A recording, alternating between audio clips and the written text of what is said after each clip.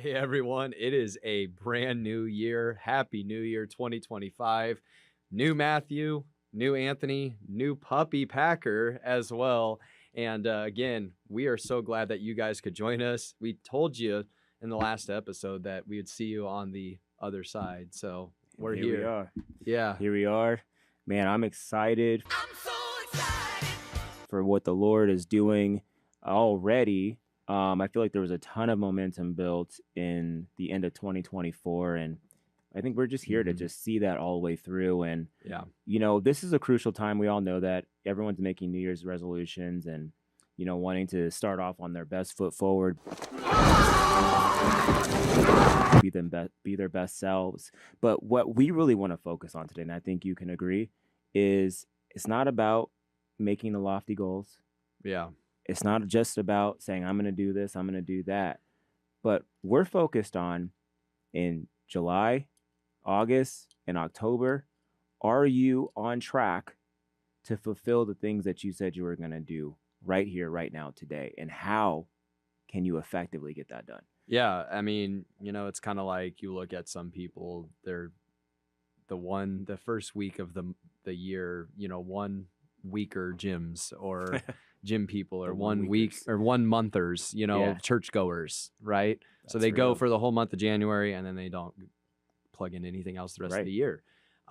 People balance their diet. They go to, all these resolutions, I'm going to go to bed earlier, and they do it for like the first week of January, and then like they're back to their night owl selves or whatever it is. Maybe some people, they want to read this book and they like put the first chapter in their eyes, and then that book sits and gets dusty for the next 12 months. Yep. So yeah, I think that's the biggest thing is like whatever it is, especially what the Lord's leading you in, but like whatever goals you have, Yes.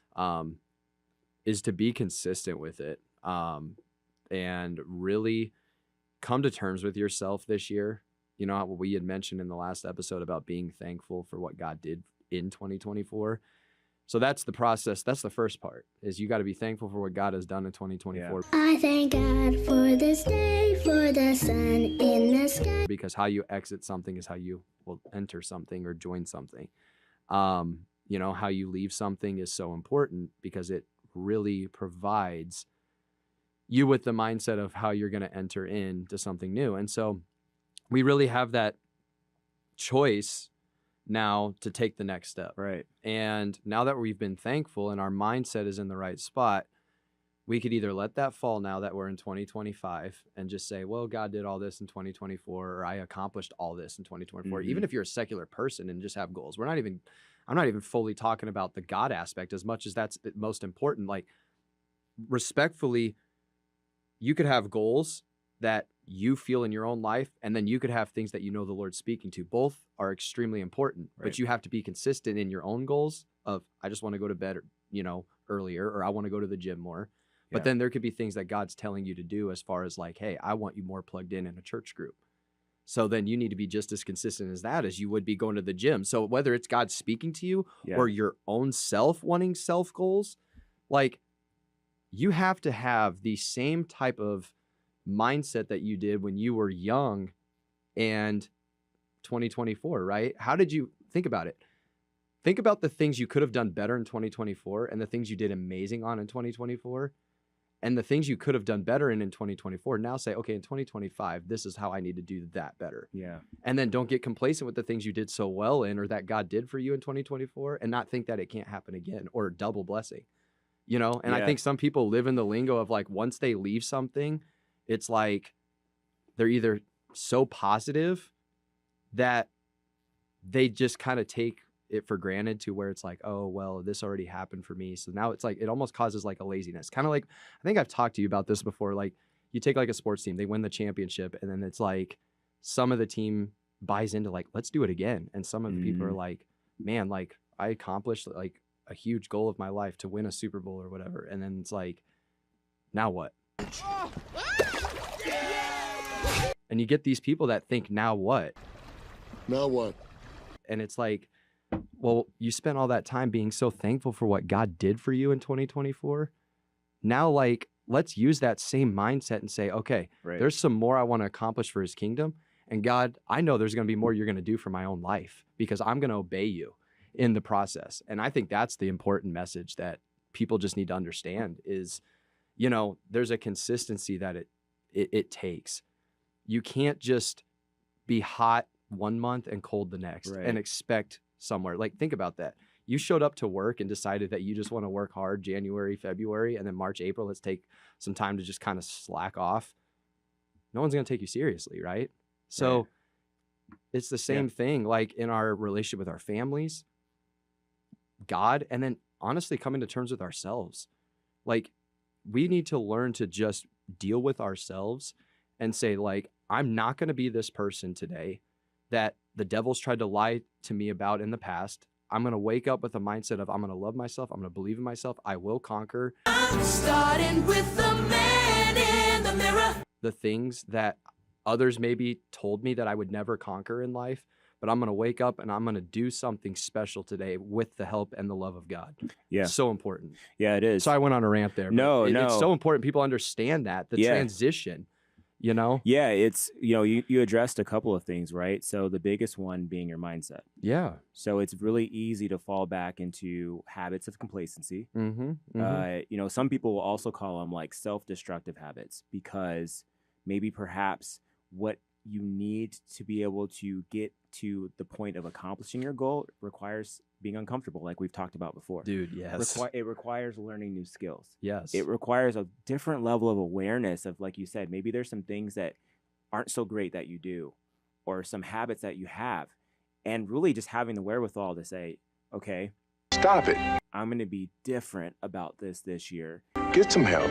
And while goal setting is great, because as we found out, only 50% of Americans actually even go the process of making goals. So cool, you're halfway there. Really? Yeah. Wow, that's Only a 50%. crazy stat. The other 50%, in my opinion, like you said, is mindset. Yeah. So how do we get from where I'm at today to accomplishing those things, not like you said, like at the end of the year, but every day? Because there's you know, right now in the culture, you know, you have this very, very, very high sense or propensity to gratify oneself with grandiose accomplishments, right? You can't Instagram making your bed every day, right? You can't Instagram picking out your clothes for the day.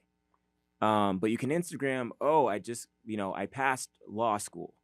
Well, did anyone talk about the 8 years of school that you went through and every day of studying hard in the classes and all those things? Or being responsible, making your bed for 8 straight years to learn Yes. consistency and how to be as an adult and responsibility. Yeah. So I propose. Started with making the bed. So I propose a new trend. We start making the mundane things the stories. Dude, because that's good. there's a word that That's I heard, good. by a pastor. He once said, and I think this goes for anybody, like you said, this isn't just about being a Christian, non-Christian. This is just basic daily principles to be successful and to see fruit in your life. But this guy said that the breakthrough is found in the mundane. Wow. So we have to shift our mindset to really beginning to be masters and perfectionists. And I don't mean perfectionists from like just being achieving this ridiculous standard, but perfectionists in the small daily tasks that we find boring and being consistent in it. You know what I've always said too? It's funny you say that. I had a conversation with one of my buddies recently too, and we were talking sports and we were literally saying like, I'd rather have a team with a whole team of good players, than like a team with like 3 great players that just do all the work. And like, I'm relying like Everyone's these 3 relying players on those better 3 show guys. up. And if they don't, like, we're in trouble. Right. I'd rather have a whole team that's bought in. We may not be the most talented, but they're good enough to get by, and they're a good enough team, but everybody's bought into the system. And it's like, good teams, like, I can win with really good players, right? A few great players, like, and not a so good supporting cast, it's kind of dangerous. It is because what you're doing is you're relying on someone else's revelation of who they are. Yes. Yeah. Hear that? You're relying on someone else's revelation of who they are, to basically carry you through. Yeah. And you and I both know that is not a sustainable Right. a system to operate in. And actually, when you do consistently these mundane tasks every single day and hold yourself accountable to it, it actually builds self-esteem Yeah. so that you begin to realize, hey, I can do this. I am made to do this. And so there's a part of this that we're getting to in the mindset that I think people overlook. We talk about it a lot, but it's overlooked often Yeah. because of the way culture has shifted. But it's purpose, man. Purpose is what keeps you focused and driven to see a thing through. Okay, take the disciples. How many times did Jesus scold them about their faith in the Mhm. 4 Gospels, right? Yeah. Because he was the great player of that team, having to pick everyone else up. You have little faith. Oh, we're waking him up from naps now because we're sinking and there's a storm or whatever. But then once he ascended or retired, I am retired. from the team and ascended into heaven, right? Now it's like, hey, that star quarterback or whatever just retired. Now we all better start learning how to be great. Exactly. And notice in the book of Acts, that's when Reformation came, because they were consistent. They could have easily left and just been like, well, our work is done. He's ascended. Again, how you leave something is how you enter something. So they decided once he left that they were going to use, he said, go into all the world and preach the gospel. They could have Mhm. let that fall to the ground, or they could have entered something with those words, and they entered something and caused reformation. Oh, even when James was killed, what did they do? They kept preaching. Peter and John were put in prison. What did they do? They went out, kept preaching. Paul, look at him with how much he went through. It's like they were consistent about their goals. They were consistent about also what the Lord told them. Yeah. And that's got to be the thing. It's like, again, I'd rather have a whole team full of, and that's what Jesus was ultimately training them for. Like, hey, I'm not going to be here, so I'm showing you how to be through me once I'm out of here. And then it's your job to instill this for generations to come. Right. That's why I say Acts is in my opinion, Acts is a ever continuing book of the Bible. It really is. Mm-hmm. You know, we represent the 29th chapter in the book of Acts. There's 28, and it just goes on for generations and generations. There's a principle in the book of Acts that carries on to today. Yeah. And I think people could use that same mindset when they start a new year. Don't just be something and have this goal for 1 week and then like not do anything with it. But to your point, you got to start small. So it's like, okay, you know, maybe you don't go to the gym 7 days the first week. Maybe you start with 2 or 3. Right.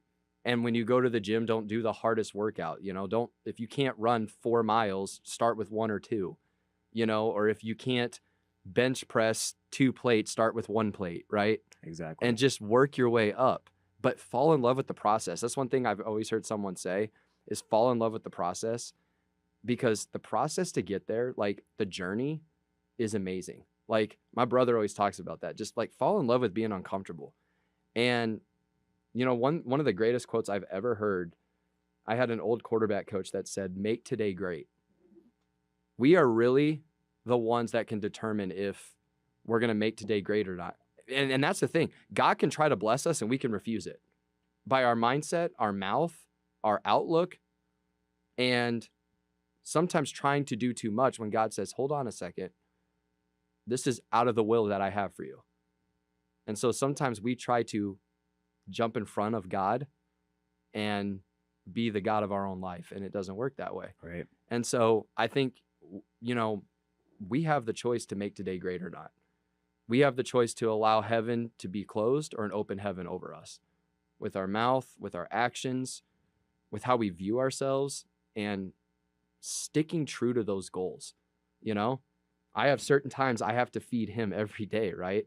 So it's like I have to set the responsibility to do that. And it's, you know, it starts small and works his way up, right? Like he starts eating kind of small at first, but then he works to eating now like massive amounts of food. And I've learned that over like the month of having him. It's just like, you know, I had to like more often than not take him outside to use the bathroom because he was training on how to use the bathroom outside. But then he started learning now to like alert me of like, hey, we don't go to the bathroom in the house, so like, can I go outside? You know what I mean? Yeah. But you have to build, and like you said, start small. Yep.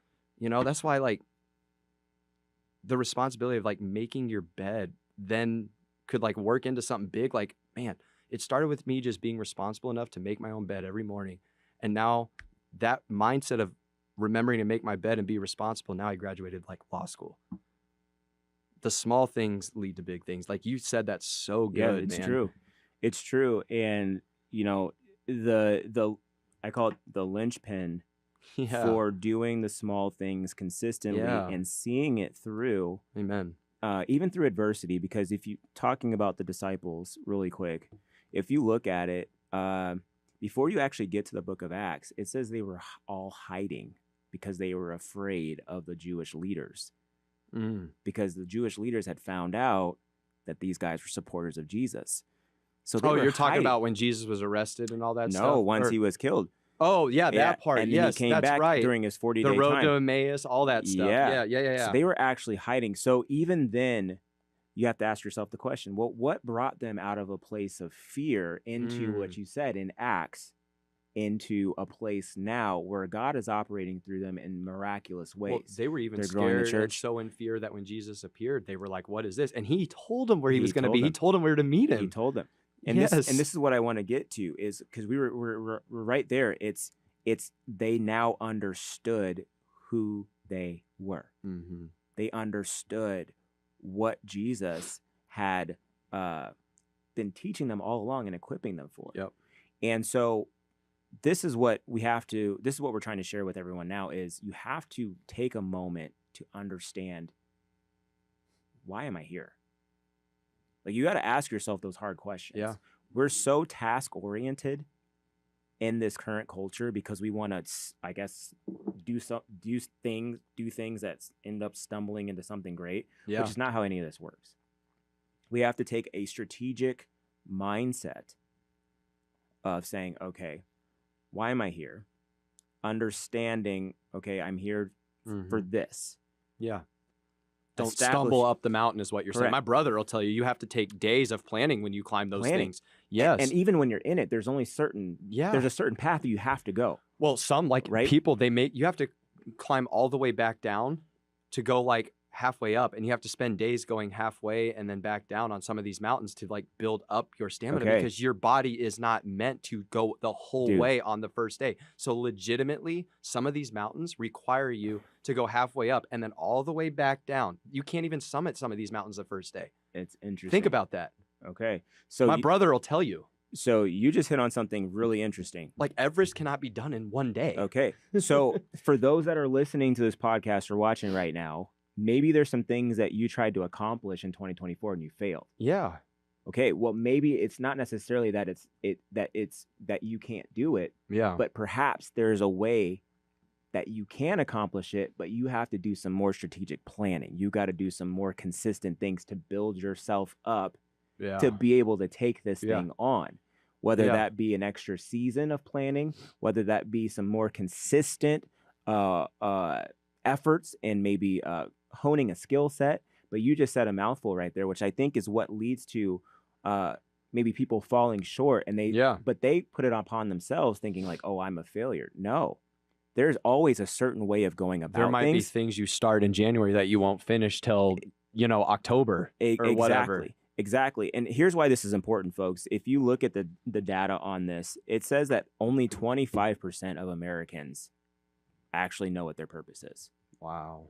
That is a quarter of the population, which is like 330 million people. So you're telling me out of 330 million people, only 25% understand this? What is that, Jacob? Like 90 million? 100 million? 100 million people out of 300 actually Wow. understand the purpose. But then there's only 3% who actually are operating in their purpose. Now, on the Christian side, there's 68%. People like have a purpose and then they don't stay consistent with it, or they don't even find or it. they don't even know what they're doing. Yeah. There's Christian side, 68% of America is considered Christian. They identify as Christian. Various spectrums of Christianity based on religion, right? Less than 1/5 of Christians associate their purpose to serving and knowing God. So we've got an issue across the board Mm-hmm. where people don't actually know why they're here.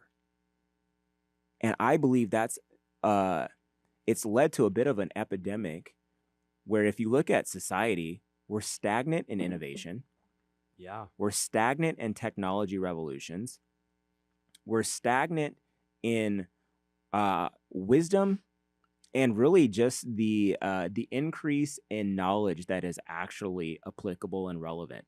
Like we've gone backwards if you think about it. Yeah. We're now debating whether men are men and women can be women.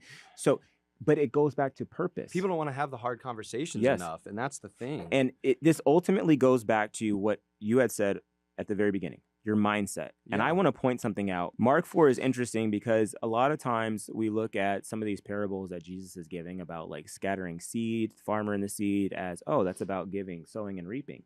Yes, but Yeah. Jesus is actually addressing the mindset. So really You're quick, right. if you look at Mark 4, I'm paraphrasing because just in the sake of time, but if you look through this, it's verses 1 through 7, give or take. NLT is easier to read for those of you new to the Bible. Just check out the NLT version. But so there's 4 scenarios that happen here. There's a farmer, he's scattering seed. Yep. First, he scatters it on the road, and then the birds take it. So it was called a footpath. So footpath Yeah. represents traffic, right? Yes. Well, traffic represents where the crowd is going to and Yep. from. So Yep. that first Yep. scenario is addressing the mindset of just going with whatever the trend is of the culture. It's good. And that seed was eaten up by birds. We call Satan the prince of the powers of the air. So these are demonic ideologies and mindsets that steal what God is trying to put inside of you. It's called a darkened mindset.